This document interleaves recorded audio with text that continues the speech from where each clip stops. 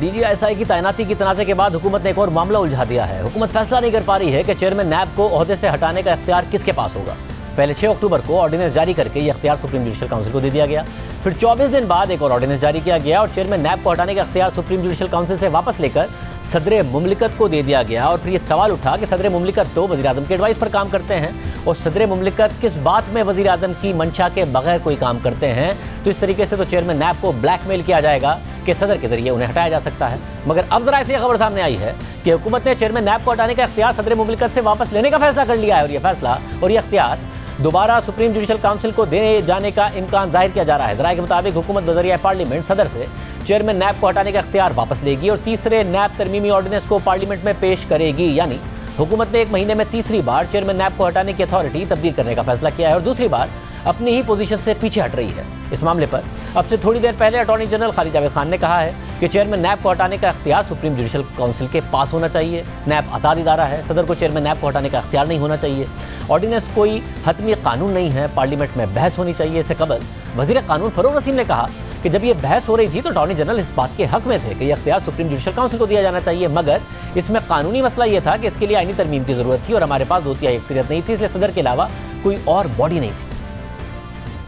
आप ये समझिए ये एक सबसे बड़ा इसके अंदर अमेंडमेंट है। और फ्रेंकली स्पीकिंग उस वक्त जब ये डिस्कशन हुआ था तो अटॉर्नी जनरल साहब दोस्त हैं, भाई हैं हमारे, वो इसके बड़े फेवर में थे कि सुप्रीम जुडिशल काउंसिल को ही ये दिया जाए इख्तियार। इसमें लीगल इशू था, जैसे मैंने आपको एक्सप्लेन किया, और वो लीगल इशू था कि 209 के अलावा सुप्रीम जुडिशल काउंसिल तो नहीं है। तो इसको करने के लिए आपको कॉन्स्टिट्यूशनल अमेंडमेंट की ज़रूरत थी और वो कॉन्स्टिट्यूशनल अमेंडमेंट के लिए आपके पास 2/3 मेजॉरिटी नहीं है। तो सदर के अलावा और कोई बॉडी नहीं थी, मिनिस्ट्री ऑफ लॉ को दे दिया जाता। हुकूमत एक फैसला करती है, फिर उस ऑर्डिनेंस में मजीद तरमीम करके अपना फैसला दोबारा बदलती है, फिर उस फैसले को भी दोबारा तब्दील करने की खबर सामने आती है। वज़ीर कानून की एक सोच है, अटॉर्नी जनरल की एक सोच है और अब हुकूमत ने सदर से इख्तियार वापस लेकर फिर सुप्रीम जुडिशल काउंसिल को देने का फैसला किया है।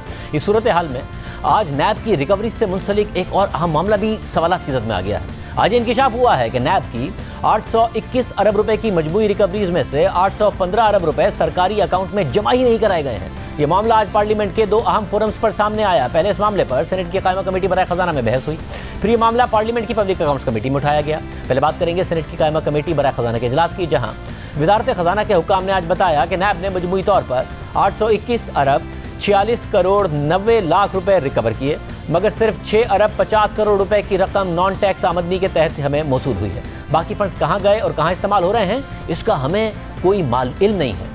हम तो नैब हुकाम से पूछ भी नहीं सकते कि पैसे कहाँ हैं। इस पर कायमा कमेटी के अरकान ने सवाल उठाया कि इतनी बड़ी रकम का रिकॉर्ड वजारत खजाना और मुल्क में किसी के पास नहीं है। सेनेटर सलीम मांडवी वाला बोले कि national crime agency of UK की जानिब से दी गई रकम भी सरकारी खजाने में जमा नहीं हुई और ये रकम सुप्रीम कोर्ट के अकाउंट में पड़ी है। चेयरमैन कायमा कमेटी सेनेटर तलहा महमूद ने कहा कि नैब की जानिब से रिकवर की गई रकम का ऑडिट कराया जाएगा। ऑडिटर जनरल ऑफ पाकिस्तान और नैब के ऑडिटर को खत लिखकर कायमा कमेटी के आइंदा इजलास में तलब कर लिया गया है। सिर्फ यही नहीं, नैब की रिकवरीज का मामला आज पार्लियामेंट की पब्लिक अकाउंट्स कमेटी में भी उठाया गया। कमेटी की रुकन सेनेटर शेरी रहमान ने सवाल उठाया कि नैब की तरफ से रिकवर होने वाले पैसे कहां जा रहे हैं। 821 अरब रुपए में से वजारत खजाना के पास 6.5 अरब रुपए आए। कमेटी के चेयरमैन राना तनवीर ने कहा कि नैब करप्शन का पैसा रिकवर नहीं कर सका, पाकिस्तान के पैसों पर जो डाका डाला गया वो वापस नहीं आए। पब्लिक अकाउंट्स कमेटी ने नैब से 1 साल की रिकवरी का रिकॉर्ड तलब कर लिया है। साथ ही हुकूमत से बरतानिया की नेशनल क्राइम एजेंसी की रिकवर करदा रकम का रिकॉर्ड भी मांग लिया गया है। सेनेट की कायमा कमेटी बराए खजाना के इजलास में नैब की रिकवरीज के हवाले से उठाए जाने वाले सवालों पर जब हमने नैब के तर्जुमान को प्रोग्राम में शिरकत की दावत दी तो उन्होंने मौक़िफ़ इख्तियार किया कि नैब के पास डायरेक्ट और इनडायरेक्ट रिकवरीज का मुकम्मल रिकॉर्ड मौजूद है, जो हम कानून के मुताबिक स्टैंडिंग कमेटी के फोरम पर पेश कर देंगे। फिर हमने सवाल किया कि क्या आप हमें कम से कम ये बता सकते हैं कि इन रिकवरीज में से कितनी रकम हुकूमत को जमा कराई जा चुकी है। इस पर नैब के तर्जुमान ने फिर मौक़िफ़ दे दिया कि नैब के पास डायरेक्ट और इनडायरेक्ट रिकवरीज का मुकम्मल रिकॉर्ड मौजूद है, जो हम कानून के मुताबिक स्टैंडिंग कमेटी में पेश कर देंगे। यानी रिकॉर्ड अगर है तो शेयर करने के लिए नैब तैयार नहीं है अभी मीडिया के साथ। देखते हैं कि स्टैंडिंग कमेटीज़ में क्या मालूमात दी जाती हैं। ये तनाज़ात अपनी जगह पर हैं। एक तरफ हुकूमत ये फैसला नहीं कर पा रही है कि चेयरमैन नैब को हटाने का इख्तियार किसके पास होना चाहिए, तो दूसरी तरफ नए चेयरमैन नैब की तैनाती पर आज अहम पेशरफ सामने आई है। नए चेयरमैन नैब की तकरीरी का अमल शुरू करने का फैसला कर लिया गया है। आज राय से खबर भी सामने आई है कि नैब का तीसरा तरमीमी ऑर्डिनेंस जारी होने के बाद नए चेयरमैन नैब की तकरीरी का अमल नवंबर के दूसरे हफ्ते तक शुरू होने का इम्कान है। राय के मुताबिक नए चेयरमैन नैब के लिए सदर मुमलिकत पहले वज़ीर आज़म से बज़रिया ख़त नाम तलब करेंगे। सदर मुमलिकत वज़ीर आज़म से मौसूल होने वाले नाम अपोजिशन लीडर को भेजेंगे। अगर नामों पर इत्तफाक नहीं हुआ तो तैनाती का मामला पार्लिमानी कमेटी में जाएगा। ये सारे के सारे मामलात हैं, मगर उस चेयरमैन को हटा कौन सकता है, उसके लिए हुकूमत एक ऑर्डिनेंस लाके सुप्रीम जुडिशल काउंसिल को इख्तियार देती है, फिर उसे बदलती है। अब से कुछ देर पहले अटॉर्नी जनरल ने क्या कहा है, सुनिए। जब दूसरा ऑर्डिनेंस आया 6 नवंबर का, तो उसमें ये फोरम चेंज कर दिया गया और उस फोरम में अब ये पावर प्रेसिडेंट को दे दी गई है और आर्ग्यूमेंट ये है कि ये प्रेसिडेंट की सवाबदीदी पावर है। इस पे मेरी अपनी ज़ाती राय है और मैंने गवर्नमेंट को, प्राइम मिनिस्टर को कन्वे भी किया है कि मेरे ख्याल में इसमें कॉन्स्टिट्यूशनल प्रॉब्लम्स आएंगी।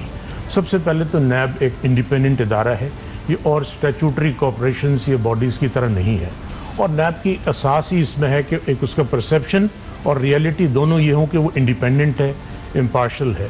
जब आप एग्जीक्यूटिव को इवन इतना हाई ऑफिस जैसे कि सदर मुमलिकत का है, उनको भी अगर ये इख्तियार दे दें तो एक अननेसेसरी कंट्रोवर्सी में सदर मुमलिकत भी इन्वॉल्व हो जाएंगे और नैब चेयरमैन के लिए भी बड़ा एम्बैरेसमेंट होगा।